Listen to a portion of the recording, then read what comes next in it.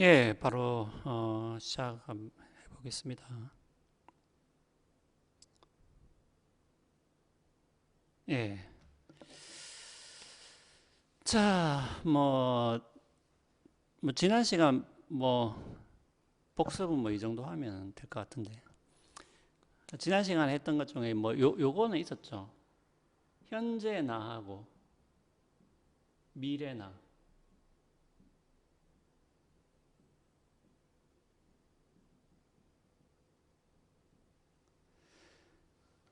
그러니까 요거는 이제 연결을 강하게 느끼고 있냐. 예, 연결을 강하게 느끼고 있냐. 아니면은 뭐 본인 스스로 연결이 적다라고 느끼고 있냐에 따라서 실제로 이 삶의 종결에 대한 결정이 달라질 수 있다라고 제가 이야기했고, 요거의 대표적인 사례, 그러니까 사례를 하나씩 여러분들이 이제 사실은 기억을 해놓는 게 그 암기를 하는데 이건 굉장히 중요해요. 왜냐하면 이거 개념만 머릿속에 있으면은 이 구체적으로 무엇을 뜻하는지가 잘 안 떠오르거든요. 그러니까 요거는 치매를 생각해 보시면,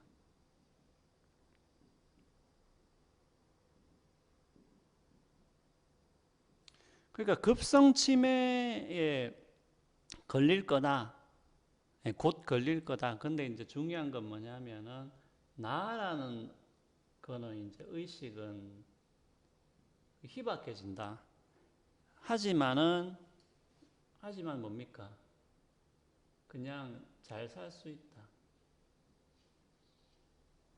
아니 가능하잖아요. 사는 거는 치매에 걸렸다고 해서 물론 결과적으로는 사망은 하겠지만은 치매에 걸렸다고 해서 곧바로 죽거나 계속 고통을 받거나 꼭 그렇지는 않죠. 그러니까 이제 급성 치매에 걸리면은 나라는 의식은 거의 희박해지지만은 병원이나 요양병원에서 그냥 편하게 살 수는 있다라는. 그럼 그럴 때 어떻게 하겠냐? 예. 그러니까 치료를 받으면 이렇게 되고, 치료를 받으면은 이렇게 되고, 치료를 안 받으면은 그냥 죽는다라고 했을 때. 그 어떤 사람은 뭐냐면은 그냥 죽는다.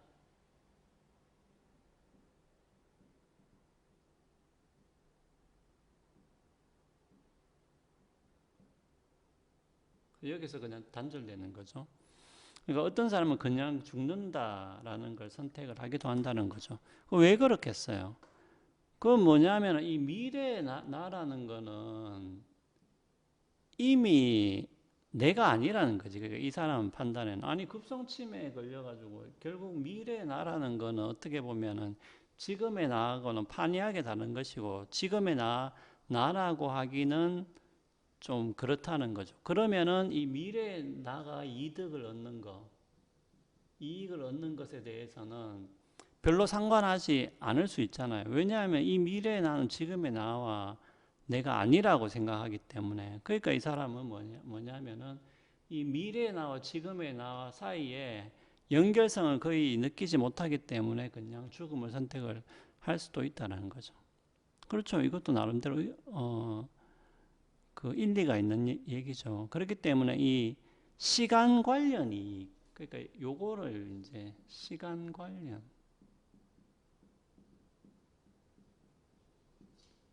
이익이라고 하는 거죠. 그러니까 시간 관련 이익도 우리가 삶을 종결하는 문제에 있어서 상당히 이제 중요한 요소가 되는 것이죠. 어떤 사례에서는 요런 치매 사례에서는. 예. 그러니까요. 그러니까 요거까지 알아두시고, 자, 그다음에 이제 의도와 예견. 더 더 골치 아픈 의도.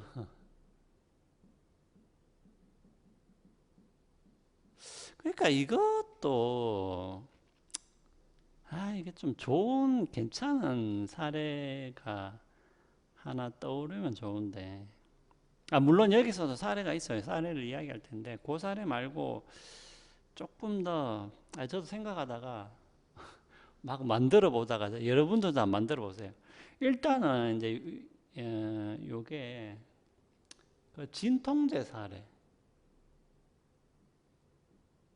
그냥 일단은 요거를 가지고 그냥 이야기하는 게 제일 나을 것 같아요. 괜히 뭐 복잡하게 이야기하기보다는 사실 뭐 꼭 그렇게 여러분들이 그 요 자료를 읽어보면 또 그렇게 꼭 복잡한 것은 아닌데 약간 좀 신경을 써야 됩니다. 예. 자, 이제 요게 인과성하고 재미있는 문제인데 의도하고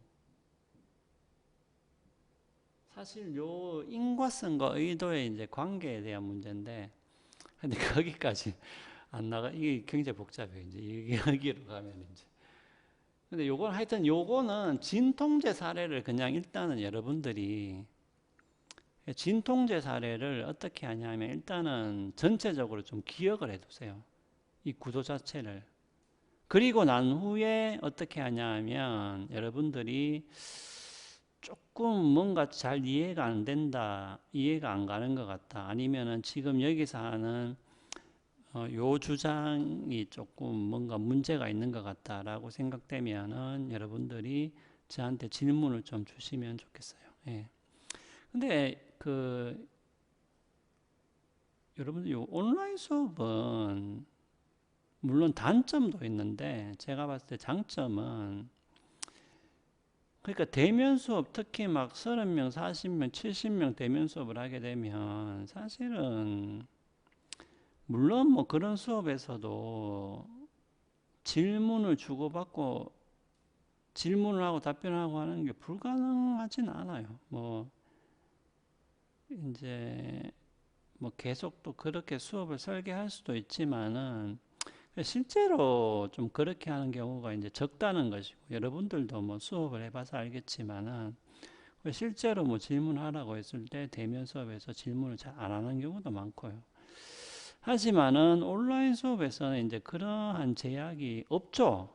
없잖아요, 제약이. 여러분들은 자꾸 제약이 있다고 생각, 그런 제약은 없어요. 온라인 수업에서. 그러니까 온라인 수업에 여러분들 온라인 강의를 듣고 뭔가 좀 강의 내용이 이해가 안 된다, 좀 이상하다, 아니면은 뭐 이게 맞냐 이런 질문을 이제 교수들한테 하면 되죠. 예.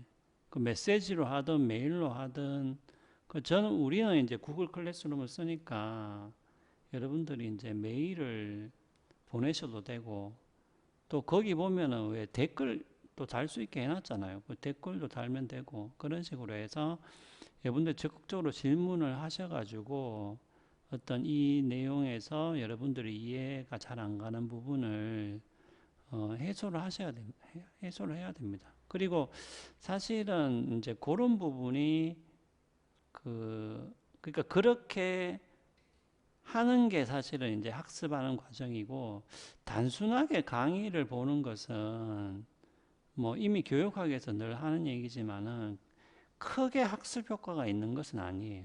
강의 시청이라는 그게 강의 시청이든 실제로 대면 강의에서 강의를 그냥 듣는 것이든 강의 듣기는 사실은 학습 효과 면에서는 제일 낮은 순위에 속하는 거죠, 사실은. 예. 뭐 그렇다고 해서 강의를 뭐 하지 말자 이런 건 아닌데 강의는 그냥 이제 제공이 되는 것이고 실제로 여러분들이 이해를 하고 습득을 하는 부분은 뭐 물어본다든지 스스로 대답을 해본다든지 스스로 가르쳐 본다든지 이런 것들이 학습 효과가 훨씬 더 있죠. 네, 그렇기 때문에 여러분들이 온라인 수업에서는 가차 없이 질문을 하셔야 돼요. 그래야지만이 여러분들이 실제로 궁금한 게 해소가 될 수 있다라는 거고 또 강의를 하다 보면은 뭐 강의자도 실수를 할 때가 많아요, 사실은. 네, 그렇잖아요. 그러니까 자기가 알고 있는 내용을 잘못 전달할 수도 있는 것이고 아예 내용을 잘못 전달할 수도 있는 것이고 그렇기 때문에 질문을 좀 많이 해주시기 바랍니다. 자, 진통제 사례는 일단 이렇게 보시면 될 것 같아요.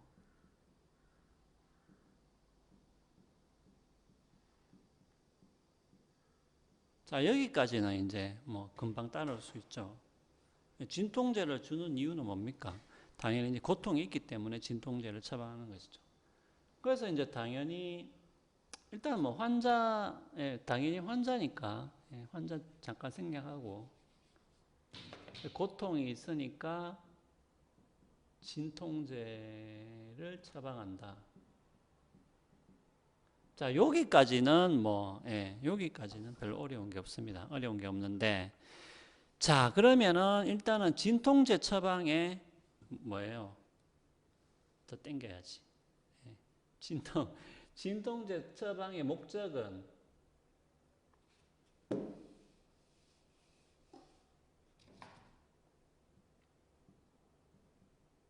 그러니까 목적은 고통 경감이죠. 혹은 뭐 고통 없음 해도 상관없습니다. 예. 자, 그런데 문제는 뭐냐 하면은 진통제를 처방하게 되면은 여기에 따른 부작용. 예. 여기에 따른 부작용이 있어요. 여기에 따른 부작용이 이제 경련이라고 합시다. 근데 요 경련을 막기 위해서 예를 들면은 조금 더 진통제를 처방하면은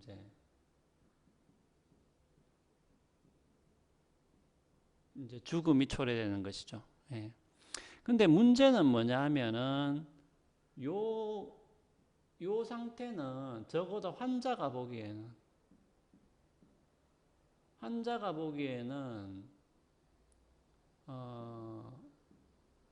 죽는 것이 경련을 겪는 것보다 더 낫다. 라고 일단 환자가 판단했다고 합시다. 예, 여기까지 중요해요. 자, 그러면은 진통제 처방 사례에서는 일단 고통이 당연히 있죠. 예, 있으니까 진통제를 처방을 합니다. 예, 거기까지는 외우기 쉽죠. 그리고 진통제 처방의 목적은 고통 경감 혹은 고통 없음이에요. 예, 목적은. 근데 진통제를 처방하게 되면은 부작용으로서 경련이 일어나는데 적어도 환자가 판단하기에 이 경련을 겪는 것은 죽는 것보다 차라리 그럴 바에는 죽는 게 더 낫다라고 환자가 판단을 했다라는 것이죠. 하지만 여기서 예를 들면 만약에 진통제 그 양을 늘리면은 이제 죽는다고 합시다. 예. 여기서 이제 양을 늘리면 이제 죽는 것이죠. 자, 이렇게 했을 때 그러면은 진통제를 처방을 해서 결과적으로 환자가 사망에 이르렀다고 했을 때 여기서 중요한 것은 뭐냐면 그러면 이 사례에서 의사가 죽음을 의도한 것인가?